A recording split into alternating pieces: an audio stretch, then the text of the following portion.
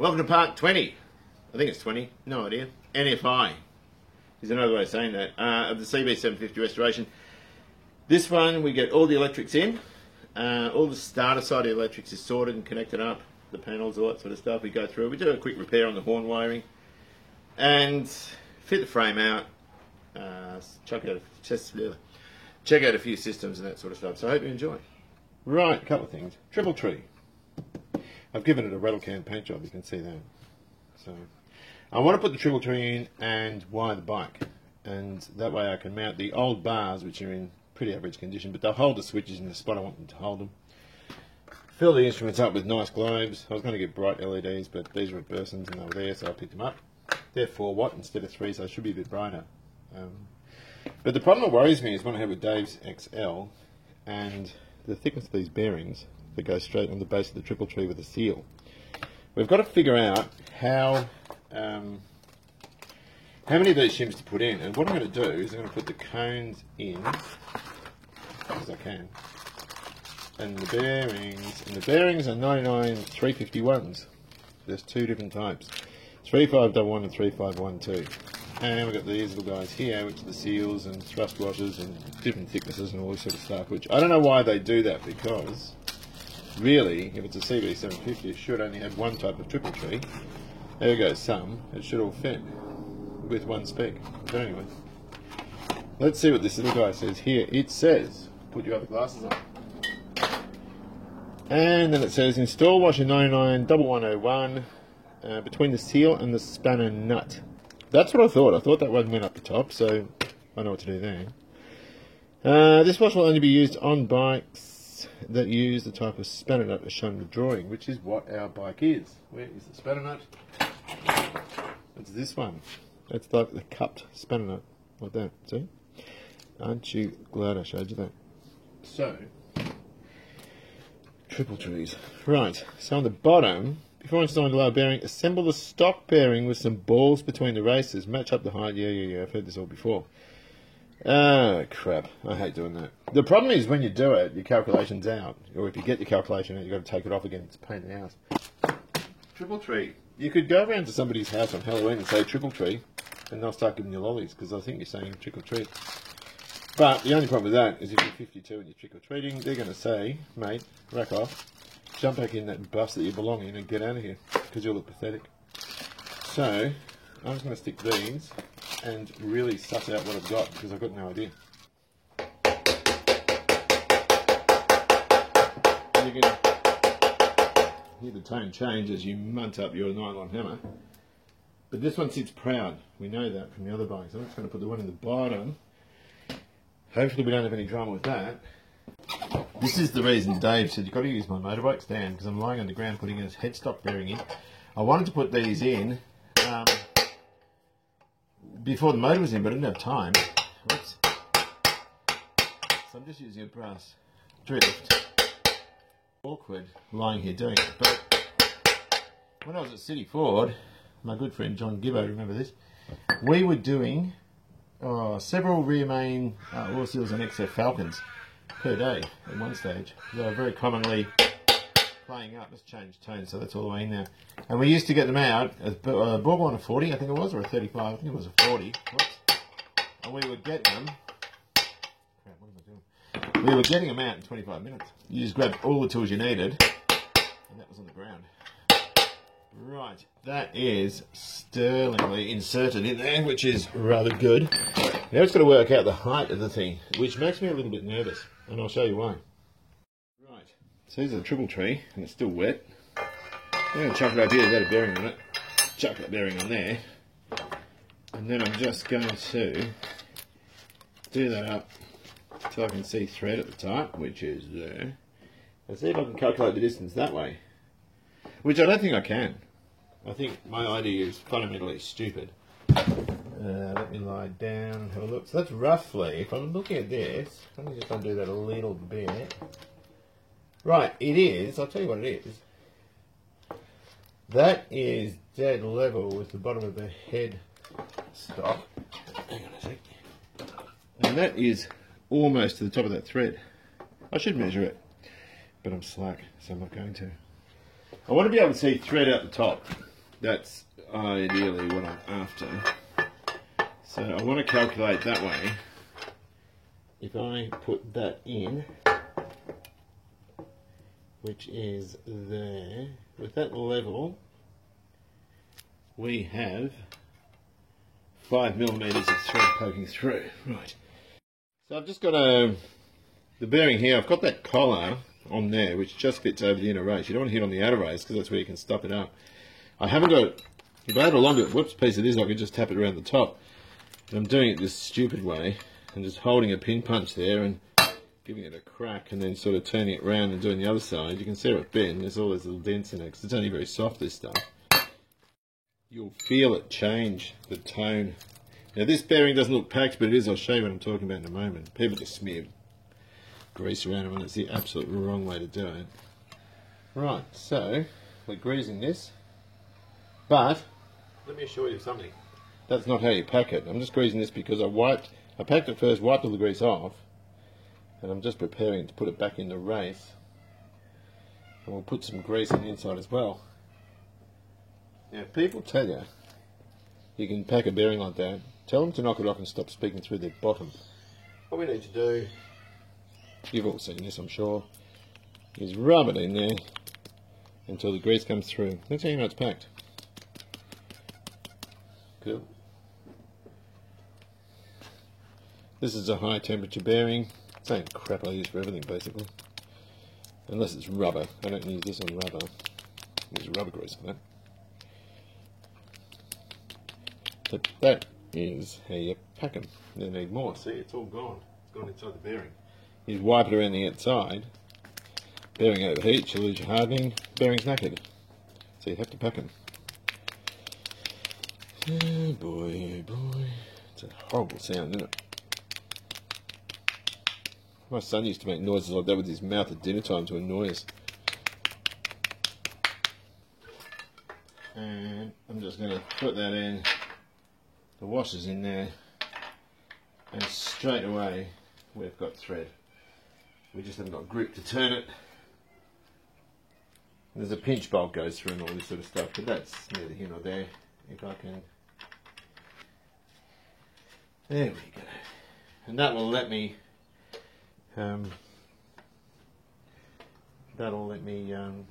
mount the instrumentation and route the wiring through and all this sort of stuff that I want to do,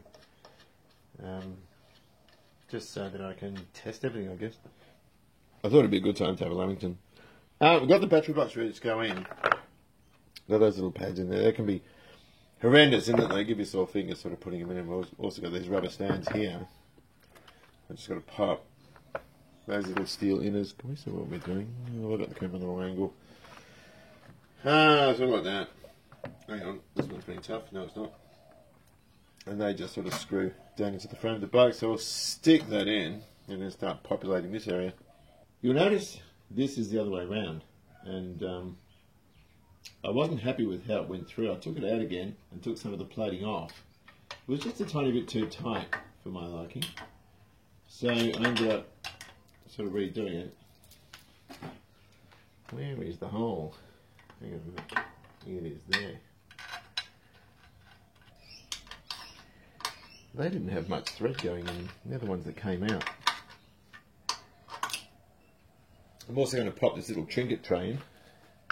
Good place to stick some spanners and or some nuts and bolts and terminals. Doesn't look like the right one. Should there be a washer there? They're the ones that came out. Hang on a sec. You can see where the broad washer was. Yeah, it looks better anyway. Apparently I've got the foot pegs the wrong way around too. Anyway, just cleaning up some of these threads again from powder coating. This is a 5 by 0.8 mil for the fuse box. I referred to it as a buzzer, I think, in the last video. There was a buzzer on the front of this bike. I forgot which position it was in. And I didn't look at the fuse box properly. It's just got a hole in the front. And of course, your fuses live inside. So that was a mistake. Pretty stupid one. But anyway, look, we've got the rectifier on, the regulator on. So just going to put this on. And then I'm going to wait until I put the loom in before we go too much further. Because I think some of them sort of plug in down there, and I might have to take the stuff off again, I'm not sure. A bloke sent me a message, a good one too, and he said, just stick the old wheels on, just so you can roll it around. Maybe they go there like that. That looks pretty spiffy, doesn't it? Does that go like that, do you think? Oh well, we'll just put it there for now. Looks nice and tidy, doesn't it? So I've got this little box here. It's got an O-ring in it, which I should lubricate. And I'm marked on the outside with a couple of marks. And there's that one there, and that one, and they sort of marry up. No, it's that way there. It's like a vapor separator for the engine. Part of the vehicle's emission control, I think, but I'm just going to pop this back together. Probably should have some small washers there. Rubber stuff came up beautifully. I actually took it on to the shower yesterday and did it with a toothbrush and then showered myself and got out again. The only time I've ever worked on a bike in the nude, but what do you do? And this just perches up underneath the battery box via a bolt, like that. And the engine crankcase is ventilated there, and the airbox goes into it. I think the airbox is there to draw off any vapours or anything there, and there's also a drain in the bottom which goes outside. And then we can just use these nice, what is that? I think they're coil bits. All these little new plated hose bits. They can go on here and sort of look nice up underneath the battery box, even though we are never ever going to look at it. Just got to get this thing on here, the warning light panel. I've got new globes to go in there. You can see that one would be the headlight high beam. So this rider's been going with his headlights on high beam all the time, which is cool. Right, so I don't have a suitable wad punch. That's probably the nearest. I've only got these grommets. There were grommets that were in there before, but they fell apart. So I'm just going to stick that in there and take out the centre.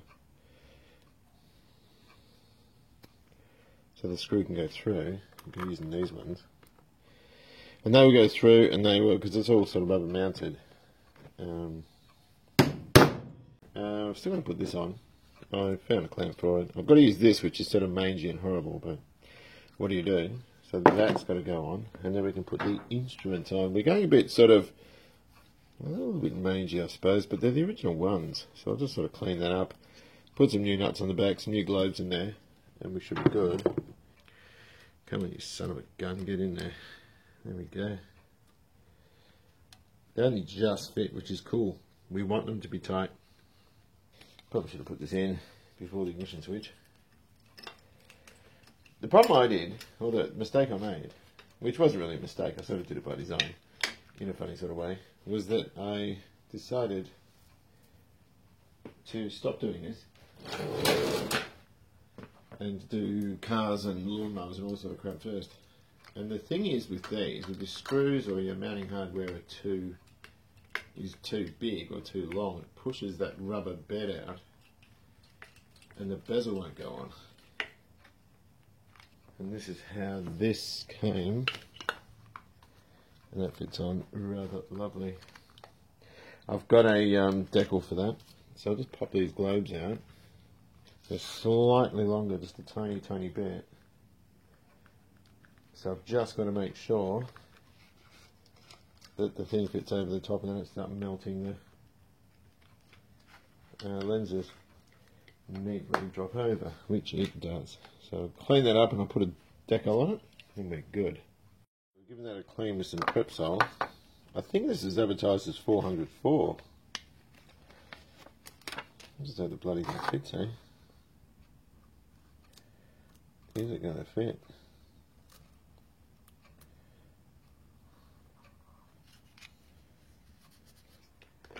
I've lost a screw. I don't know what I've done with that. It's one of those little countersunk ones that goes at the top there. And I remember thinking, I hope I don't lose one of these when I send them off for planing. They were black originally, but I kind of like screws that are exposed. And I don't know what I've done with them. The odd thing I've done is I've pushed that in there. Doesn't look too good, but you know what? It's all good. So I think we'll do the tack. And you're probably wondering, why are you doing all this stuff with the thing still on the ground? we can sort of grab it here and here and lift it up onto a crate, and we'll just stick the front wheel on and stick it on the centre stand. So the tack, here's our tack. And we're using the original instrumentation. The faces are in good nick, but they're a tiny bit faded. Right, now the speeder's not in such good shape. Although, it's been pushed in there, so it's lost its circular thing. 18,606 miles, kind of time of death. I always look at these things and want to see them go again, just because that's the last time it was taken anywhere. So we want to add to that and make it much, much better. We're missing a grommet and a nut there. No big deal. We're going to take this one off. I'm just going to put it on there so I don't scratch him up. Damn, that is tight. Alright. Okie dokie. So we'll take it off. And there'll be a washer and this thing. And then that whole bell should come off. Oh, here we go. Hang on a minute. What's this? Oh, I see. It's just one of those. That's cool. And then this will, yeah, it's got like a foam sort of thing around it. There's no tarantulas in here or anything. Nope. Should be good. Is it dated? Can you see that? I can't see. My eyes are crap. There we are. Right, so we'll take that out. No, we won't. We'll leave it in because also it's going to tear. No, we won't. We'll take it out because it didn't tear. And we'll polish that up. We'll put a bit of black stuff on there and or oil or something on there. And we'll change these out. These are the dash globes. Add that to our collection of knackered ones. Right, we're giving the tack a bit of a clean up. Put some new bolts or new dome nuts there because I had a packet of them. And we'll just pop them on. There's only a couple of bolts. Really, really easy stuff. But, here we go. I haven't painted it, haven't done anything like that. But it just means it's going to have some wear and tear in terms of some of this stuff's original. And I just think the instruments need to be. So this way I can sort of weigh everything up and just check it all out. Just to make sure that it's all doing what it's supposed to do and it all works. But it's got all new lights in it. And I mean, it could do with a little bit of cosmetic work, but it means splitting the shell, and I didn't really want to. I've got to, I'm in a hurry to sort of fit bits and pieces like this in the bike because I've got to take one of the front forks apart. There's one with a damaged fork stanchion, and I need to get it off. Does that look fresh in there? It doesn't look a bit dirty, doesn't it? Hang on, let me take this off again. Yeah, so I've got to pull this fork apart and send him photographs and measurements. This is a K8. 7s and 8s are the same, but they're different from 1s through 6s. And that gets folded under there because over here is the regulator, and it's got a hot thing there, and we don't want it to touch anything. Right, good. Yeah, so I'm just clearing crap off the bench, and what place better to put it than in the bike rather than in boxes. So I want to do that. Put the loom in, then I can plug everything up. I'll put the coils on tomorrow if I'm in the mood. You know, I'm just doing this crap when I'm in the mood. No idea if you can see this. I don't think you can. I'm going to put this little emissions canister on. I'm just going to tighten that up. I think I've got that in the right direction. What have we got? I'll just nip him up a little bit. And this goes under here. I should have put it on before I put the rectifier on. But I didn't, because I forgot. So, I'm just going to try and get it in. Pain in the ass, this. Maybe if... Oh gosh, that's not going to work. I need a shorter extension, just a moment. That would have been smarter. Here we go, we're in. Right, so let's nip that up. And if my memory serves me correctly, one's good and one's not. So, there's a rag. That has a good leg. That can all be fixed up. That can all be made to look good. So we're there. And this one I think was knackered. Hang on a minute. Yes, it is. It's all sort of scraped up. So I want to take that out because I can't use that. It's actually, I can get my fingernails into it. So that one's rooted and it's leaking too. Bugger. Check out the condition of this rear guard. It's the inner guard, the plastic one. It is absolutely gorgeous. And I'm just going to, that's the inside of it. It's just got a bit of burnout material there. I don't know what that is. That will probably come out. So I've just given it a clean with some panel wipe, Prepzol, whatever you want to call it. And I'll just stick it in the bike. Maybe hit it with some CRC, make it look pretty. Let's try that. Wow, look at that. It makes me feel complete. My son's looking at me like I'm an absolute idiot. Which is fine, because I get that look every now and then. Bus wanker. Bus wanker. That was off, what's that movie called? In-Betweeners? Yeah. Right. Looky at that. Isn't it lovely? Right, so it goes in this way. And it goes... Hang on a minute. I think we have to go down further first and then bring it up onto that thing. I'm not sure. I'm really not sure. That's not the foggiest what I'm doing it to. Maybe, I need to move the camera. Hang on a sec. Yeah, it just kind of snaps into position. I'll just stick a couple of these just on there just to hold it up so it doesn't fall off. The chrome bit goes on, it's got studs on it that poke through here. But it'll do. For now. Okay. Love that. Oh, word. Right, so I'm sitting at the computer now, and a chap mentioned to me that the battery earth cable goes on the right hand side of the bike, and he's right. This is one of the early videos when I was compression testing it. We can sort of see over here that it goes underneath that bracket. Sort of slides in under that bracket between the engine casing and the bracket, and then on top of that bracket is the rear brake light switch. So what I normally do with things like this, because I never take photos of when I'm pulling something apart, is just screen capture that area, and then I can sort of save it and zoom in on it later. Save as 750. Say J. Where do we save? And then on here, no, wrong one. Hang on, where is it? Yeah, on here I can sort of zoom up and see it. Just makes life a bit easier when you're reassembling, particularly if it's been such a while since you disassembled it, I guess. So yeah, that makes things a lot easier. I'm just going to take this boot off. Oh, come on. I want to go back on because they've been on here for so long. I'm just going to ease that off because we can reuse that. Just a dust boot. There's a clip in there. There and there. Just going to squeeze that together and withdraw it. Where's the drain? Because stuff might come out of here. These bottom bolts here, they're just hex 6mm, and they hold the whole bottom thing on at the damper, and they can be really, really tight. So I've just had to sort of lean on them a fair bit. I've popped the spring out. This is going to make a mess, I think. I just need to go and get some newspaper. This might have a bit of tension on it.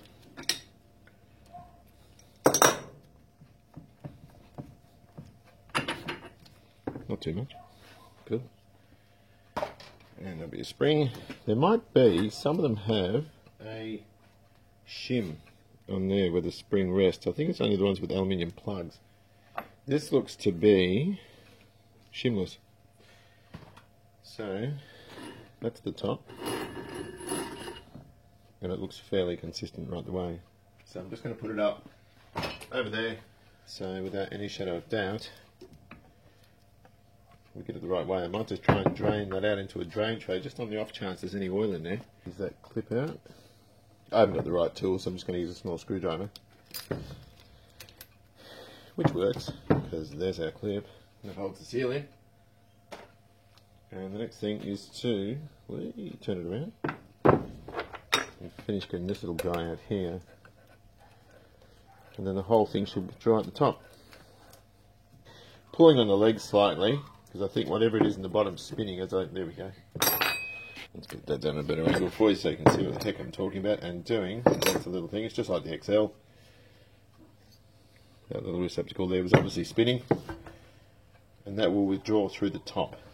That will probably come off, yes it does. It's got a little ledge in there and a bit of oil too, but we don't care about that. That's cool. That can go right way up. I'm not too fussed about that.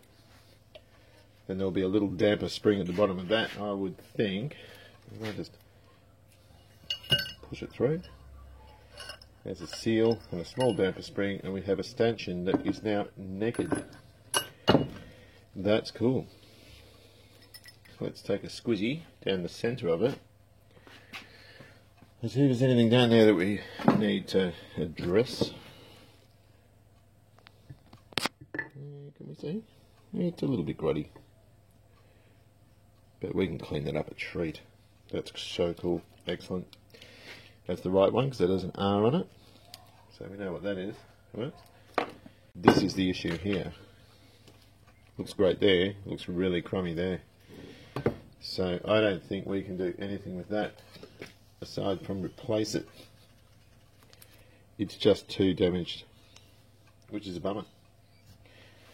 But not to worry, we now know what it looks like. We can now photograph it and we can take a measurement, the width of it and the length, and do something about getting replacements. If I can't get one good second-hand one in excellent nick like that, I'll get a pair.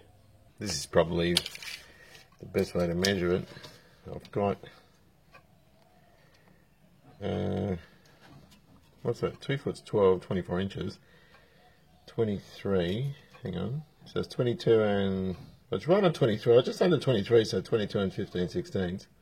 I'll do it in metric, 583, I think that is, 583 mil, and the stanchion width,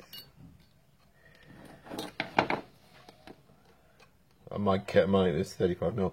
My I've only got digital verniers here, and the battery's gone. They're useless, so I've had to do it with a caliper. Got another ominous mixture of oil and fuel, and got our front master in there. That thing's rusted solid.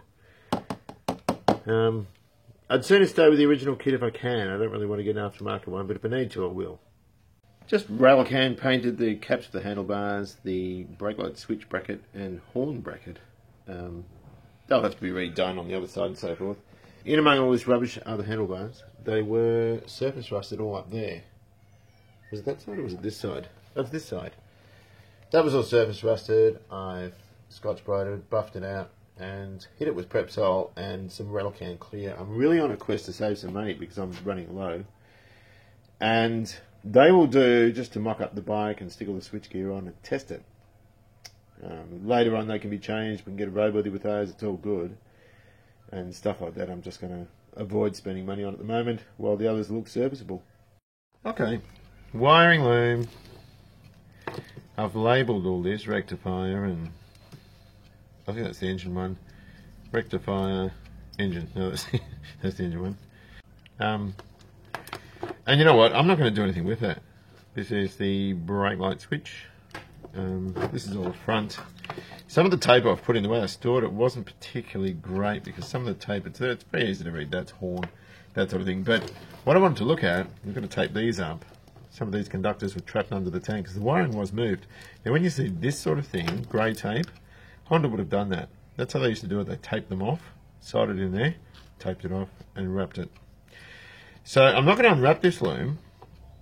And the reason being, when you unwrap them and then rewrap them, sometimes conductors shift over to other sides and do all this sort of stuff, and then wind up, sounds odd, but wind up being a little too short. So this fits perfectly, so I'm not going to do it. I'm just going to clean this off and just retape it with fabric tape. I'm going to leave that tape on, but I want fabric. It's got a label there. The label's illegible. There's nothing there. Any of the tape that's really damaged and looks really bad, I'll take off and redo, and I'll clean these conductors up. And just make it look a bit more presentable. Now it's got a large bit of tube in there to reinforce it as it comes past the headstock up on the way to the headlight there, so we want to keep that nice and strong. Yeah, it's just a matter of cleaning it up, I think. I can take some of it off down here in order to just repair the bits I want to. But the rest of it's just cleaning and rewrapping, because I don't see any point whatsoever in undoing too much of this if it just doesn't need it. Now the fabric looks good, but it's not waterproof. Well, it's water resistant, but it's not waterproof.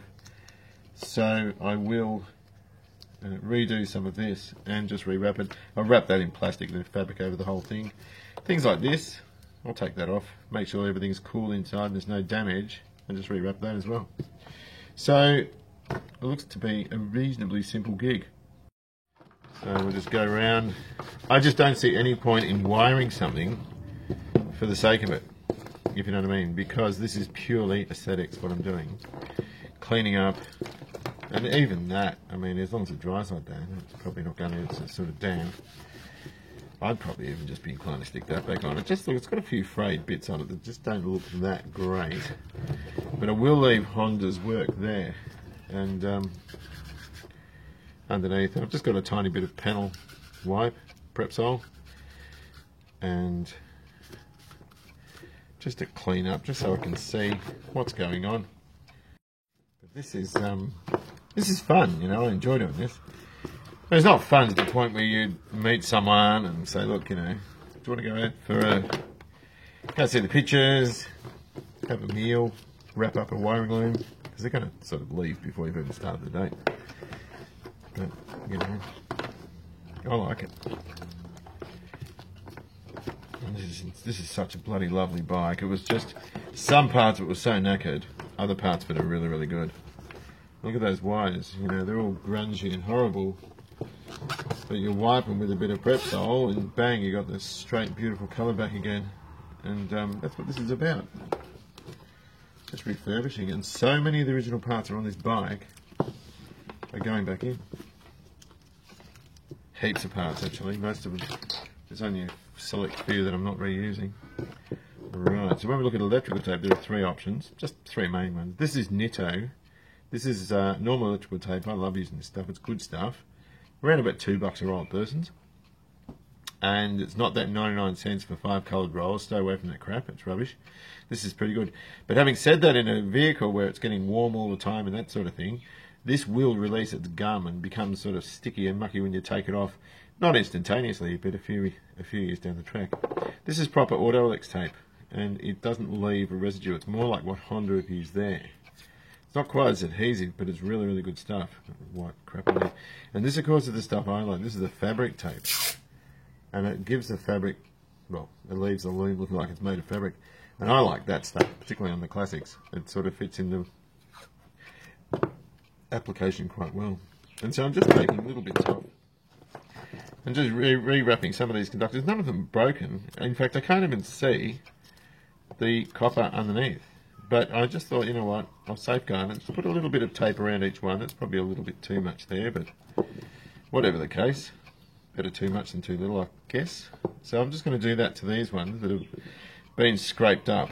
I'll just go through them and make sure, ultimately, that we're not going to start suffering short circuits. There's another one there. And that is the extent of it. That's the extent of the repairs. And they're not even repairs, it's just precautionary, because I'm just trying to wrap this the other way, just where that loose end is. I'm just going to put a couple of bands on there. Yeah, because they weren't going to go through. This is only a bit of precautionary, just in case it rubs there again. And it just leaves a nice, tidy result. Do you know what I mean?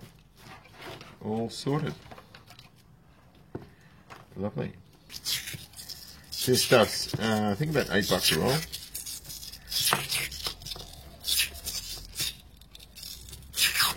So you can see, like, stop in a sec.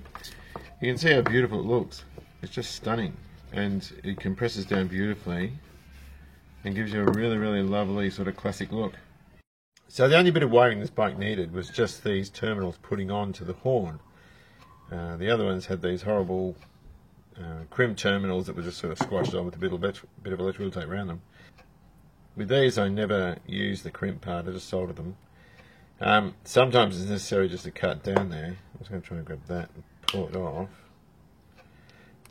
just like that. We'll just use the terminal itself. And it just gives a more, or sort of a neater appearance, if you know what I mean. Alright.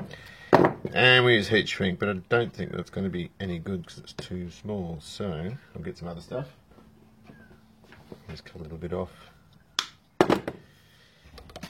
And put it down there. Oops. Maybe I need to cut some of this a bit shorter.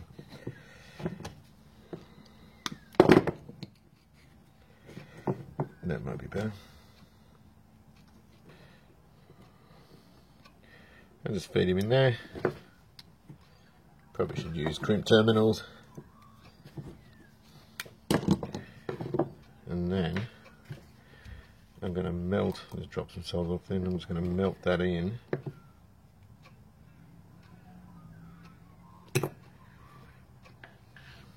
Just so that I know it's a really, really good connection.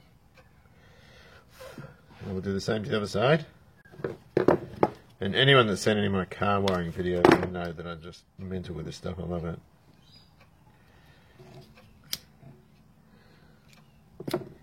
And just squeeze that up. And that'll be enough poking through there to make a good connection. And that way we can stick it on. It's not obtrusive, it's not bright blue crimp terminal, it's actually soldered in properly, and that will do fine. There's nothing wrong with that at all. So the other thing I've got to do is plug the Dremel in, and a very wise chap. Now, this is the problem with pulling stuff apart and not doing anything with it for ages. This is the battery earth cable, and you can see I've cleared it to make it look pretty, just to stop it tarnishing, but I've taped off these areas here because obviously we want good connection, good continuity for the earth, because that's basically everything when you're riding a motorbike. Trying to start it and use all the controls, nothing's going to work if you have it insulated. And the paint's going to act as an insulator. And normally I fold these, but I didn't have enough tape on this one. So I'll take those off, and we've got a nice clean area for good continuity. And a nice pretty cable. Because we're going to stick this on, but the problem we've got, we can sand off the paint or take off the paint on the engine, but it runs against this bracket here, and that's inside the bracket. And what happens is we've got this bit here that's sandwiched between the engine casing and the bracket, like that. And so I want this to earth both the engine, which it will, because it will have the engine cleaned off on this side, but it's not going to get into the bike frame, which has a lot of stuff mounted on it, and unless we clean that off, that powder coating there, so we'll do.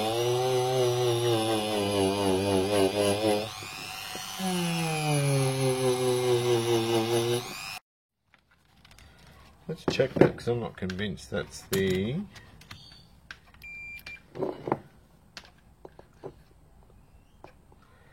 So there's no continuity. You got to get through that.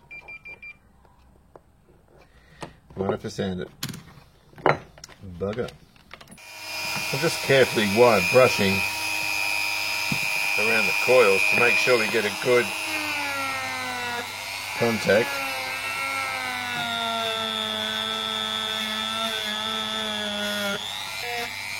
This is something we need to work well. I keep getting this wrong. I pulled the coils up a couple of times.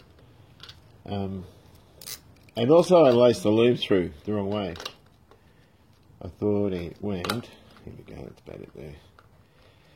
I'm just trying to keep out of the way so you can see what I'm doing. Yeah, it sort of goes on the inside of the frame, not the outside. Which is common sense, but I fudged it, so what do you do? So it's just a matter of just going around, connecting everything up.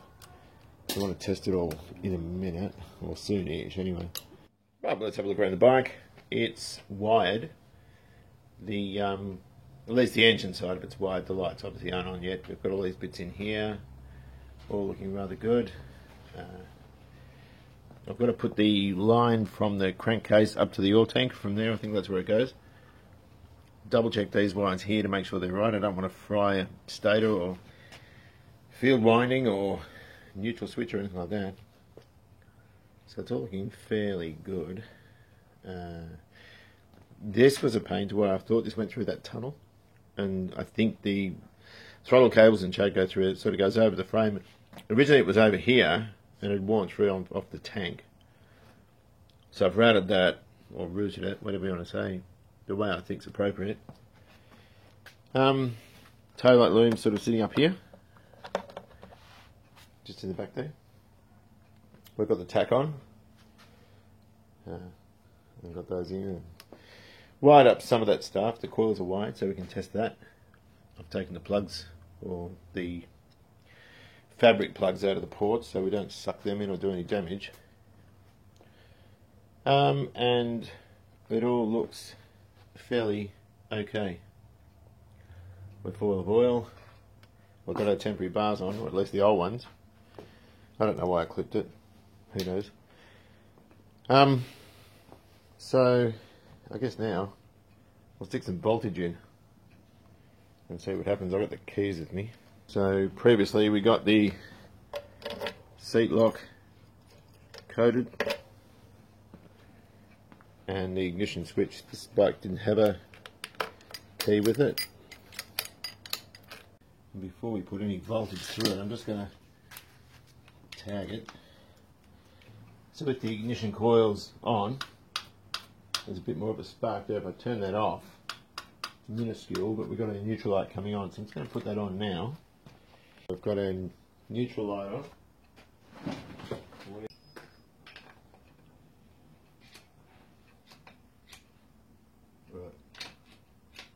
First, neutral. Good, we know that works. The oil pressure light. If I earth this against something, there's the oil pressure light, which is cool.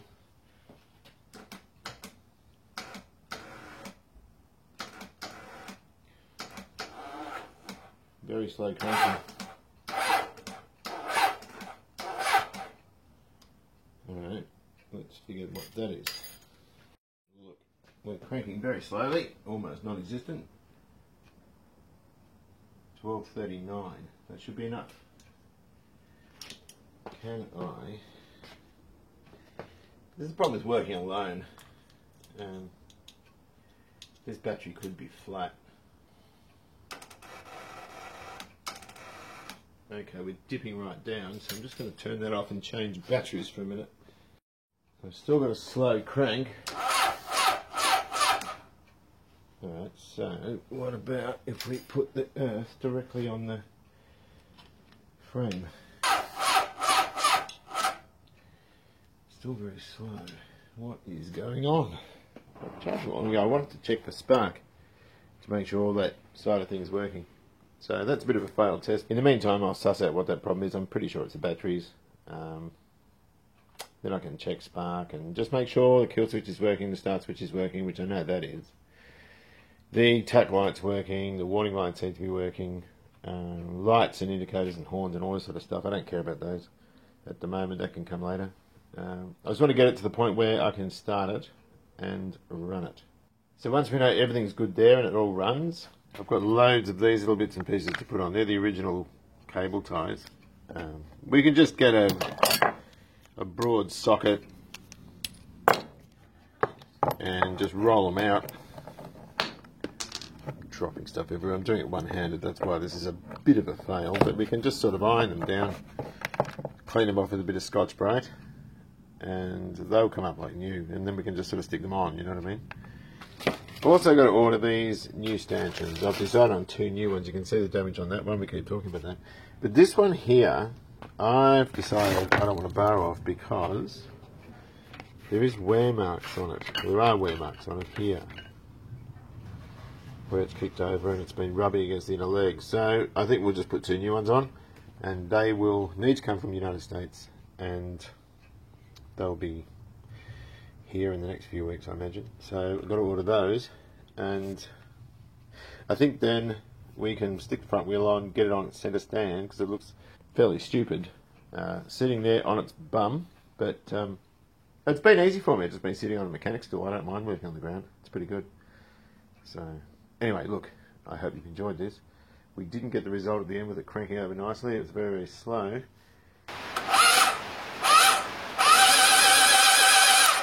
So I've still got an earthing issue. If I turn this on, we've got dick, right? We haven't got anything. I'm just going to put the plugs back in and crank it straight off that starter feed. And I just want to see if it cranks now. Which it does, which is cool. And that's really good news because I started bricking it. I thought the engine might have blocked up. We've still got a wiring issue. I'm confident the earths are good. Actually, I can test that. If we get this and put on the earth terminal for the battery down there, and here my knees go, and there, then we should get crankage. Right, the earths are good. The starter's good. Solenoid. Now, when I did a compression test, when I got this bike, I think I ran it straight off that cable anyway. I don't think I used this. So there's a good chance that is soiled inside and it caused all sorts of, oh, not all sorts of stress, but a little bit of worry. So I'll tell you now, when it wouldn't crank over, I tried the Kickstarter and that's jammed. I've done something wrong with the Kickstarter, but I thought, oh no, I thought the engine was seized up. I thought, what have I done? And I went through absolutely everything, the crank pins, 35.99 to 36, they were mint. And all clearance at 1 to 1,500, so I've replaced everything in there, and I just thought, Struth, what have I done? But at the end of the day, it was a false alarm. The battery wouldn't turn it over because the solenoid's got a problem. And when I did the compression test earlier on in the series, I started it, or I did the compression test straight off the starter cable. I didn't actually use the solenoid. So it's times like this that people get rid of bikes. It gets too much for them. And I was ready to take the engine out again. I thought, you know what, I'll take the engine out again, I'll stick it up here, and I'll build the bike. I'll finish the bike, I'll paint and I'll do what I need to do, get the wheels redone, everything. And when I get around to it, I'll do the engine. At least then the bike's on the way to go, on the way. The important thing to remember out of this, and I didn't sleep last night much thinking about it, is if it all goes wrong, you've got to get over it. You can't cull, because I'm in this thing $6,200. Too much money. Far too much money. Overcapitalised to the hilt. And, you know, it would be stupid to sell, and also at this stage, because you wouldn't get much for it, and so on. There's a cracking CB354. I would love to get it. It's $2,000. It's on eBay. It's a cafe, but it's got all its original kit, and I would love to build that bike. Apparently the engine's healthy. You don't have to do anything with that. Rebuild the bike, basically. I'd love to get hold of that, but I haven't got $2,000. So if you want to buy it for me. Anyway, look, thanks for listening to all my crap. I'm putting up with this. That was the chair leg, by the way. It wasn't my bum. So, yeah, start of school holidays. It's all good. And I dodged the bullet. I was actually quite stressed about it, but at the end of the day, this is supposed to be fun. It's not supposed to be stressful. So if it does become stressful, put a cover on, walk away, but don't get rid of it. Classifieds are full of unfinished projects, and you never get the money that the bike's worth. The difference is probably 1/3 of its value you'll get back. So at the way this is now, you probably only get a couple of grand for it, whereas finished off you might get 7 or something like that. So look, thanks very much for watching. As I said before, enjoy classic, whether it be car or motorcycle, and take good care of yourselves. I'll see you around.